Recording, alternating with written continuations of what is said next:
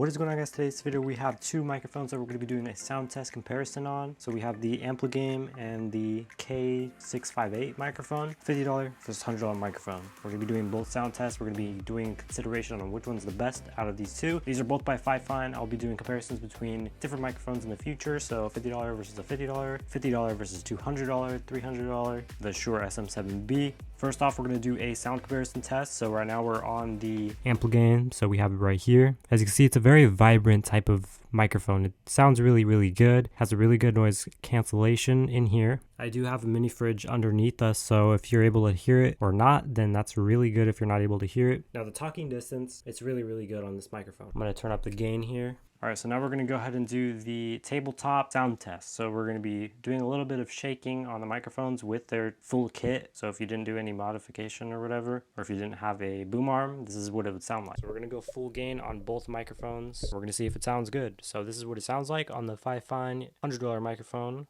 All right, so one of the differences are the gain knobs. So the gain knob on the Ampligame is on the bottom. It's very hard to distinguish on which side you're going, so you kind of have to look on the bottom each time, figure out if it's good. If you memorize it, it's basically from clockwise. Yeah, it's a clockwise motion. So in a clockwise motion, when you're doing it like this, that's gain up, and then counterclockwise is gain down. So that's a little bit confusing on that one. For the K658 microphone, the gain knob on here, obviously, is just so good, so much better. You can visually see it. It's a lot better than the one on the Ampligame. And then you also have a mute button, which is right there as well. For mute buttons, both of these are really good because they're very easy to find. They're touch sensitive, but they're not too sensitive to the point where if you just like blow on it or whatever, it will just turn it off, turn it on. That's another disadvantage for the Ampligame. If you go on mute, the only indicator you have is the lights off. If you wanted your light on still for a stream or whatever, but you didn't want, like, if you just wanted a flashy look, but you wanted your mic off, that's the only way to turn off the LEDs technically and mute it, which kind of sucks in my opinion. For the $100 microphone, I'm just gonna name it that for now. As you can see, you have your LEDs right there. They look amazing. You can distinguish them, turn it on and off whenever you choose to do so without interfering with the mute. The mute on this is way better as well. Let's talk about shock mounts. So the shock mount on the Ampligame is very discreet, very small. Right now they're both on the tripods that are included with the kits themselves.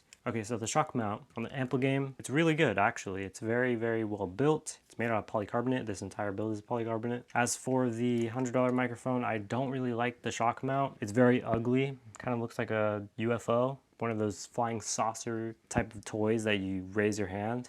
Like, what? Floating microphone? Nah. And the only way to get rid of that is if you find some sort of adapter out there, like 3D printed or whatever. One cool thing is that you can remove the microphone very quickly. So it has kind of like a quick release.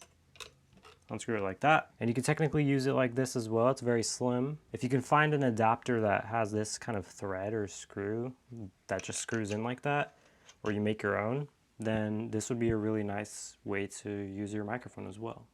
The only thing is that maybe the RGB might not bounce off as good, so compatibility with other microphones and stands and other stuff isn't really all there. So that's that. You're kind of forced to use this shock mount, which is really ugly, by the way. Any type of tripod, standard thread. Both of these use standard thread, so that's good. Got standard thread there, so you can just take them off. Standard tripod. You can't adjust the height. It still picks up my voice pretty well. It should do a pretty good job. Raise it however you want. You can do that as well. Really nice on this microphone. If you were to do ASMR. No, I'm playing. If you were to do ASMR though, that's what it sounds like. Let's go into the Ampligame now. Let's do a little shake test right there. See if it's any good. I think the shock mount on this one is fairly good. I really hear a whole lot of difference in my. So if you hear any voice, this is the ASMR test. All right, so yeah, that's that. Now the Fifine Ampligame does have a removable pop filter. If you do or don't like the pop filter, this is what it sounds like, obviously. Peter Piper pickled Perry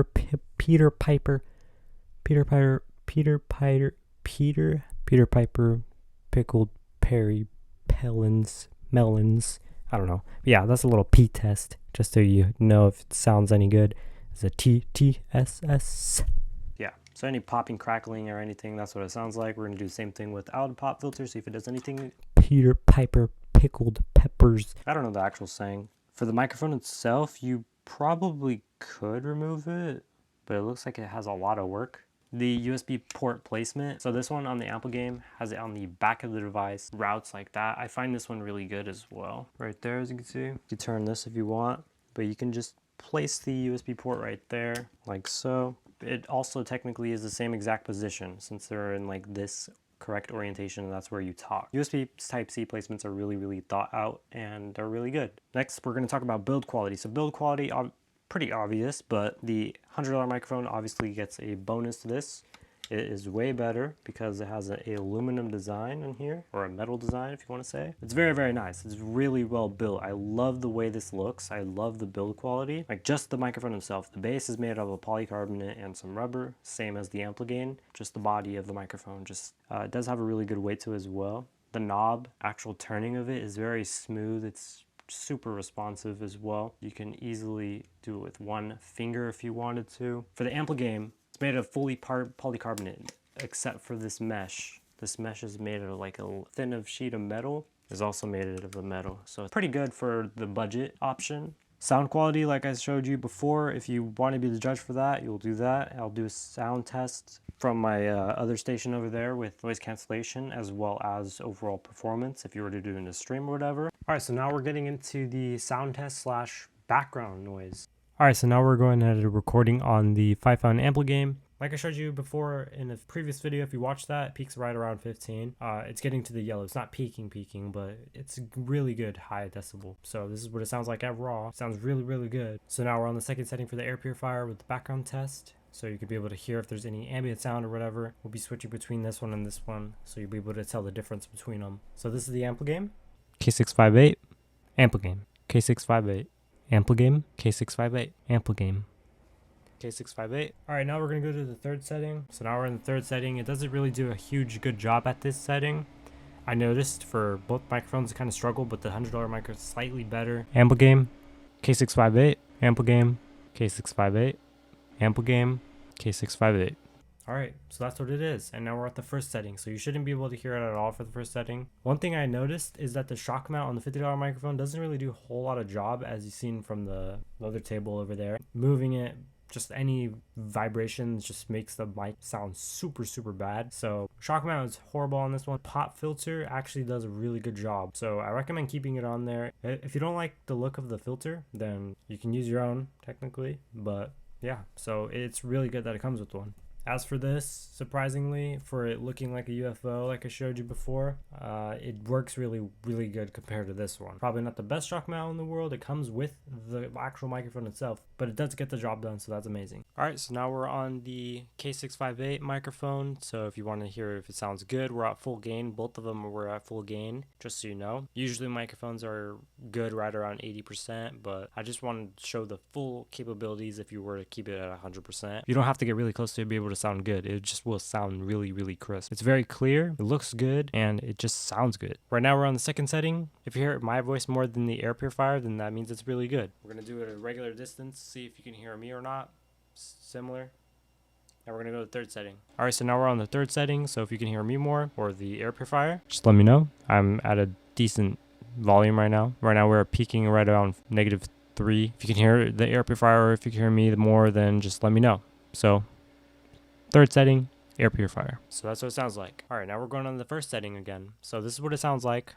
First setting, once again, it shouldn't even be able to pick it up at all. You wouldn't even be able to hear it. I usually have it on the second setting, so that's what it really matters. But if you do have fans going on, or you're just streaming and it's in summer and it's really hot, you want to be able to eliminate that background noise completely. And these microphones do a really good job at it, and other less. Now I do sometimes accidentally like bump my table or whatever, so if you can hear me still even when I'm bumping my table, then that's really good. This microphone replaced the Fifine Ampligame, which previously replaced my Blue Yeti microphone, which is like $120, $130 microphone. So the sound quality of that Fifine produces is just insane. This is non-sponsored, non-biased, but I genuinely love Fifine microphones. I thought they were overhyped, and I just thought they were like fake reviews on Amazon, but like genuinely they're really good. If they're bad and I didn't like them, you guys will obviously be able to tell that they're bad, because it's sound quality. You can't even, and then opinion based, if you do like it or not for the looks, RGB, functions, and everything else like that. Size, looks, just that's your personal preference. If it sounds good, then you should be all for it. $50 versus $100 microphone. Technically, you're the judge to see which one you really like. Personally, I obviously think the $100 microphone is way much worth it. But the $50 microphone is your bang for your buck. Right now it's on sale for $40, so it's even cheaper.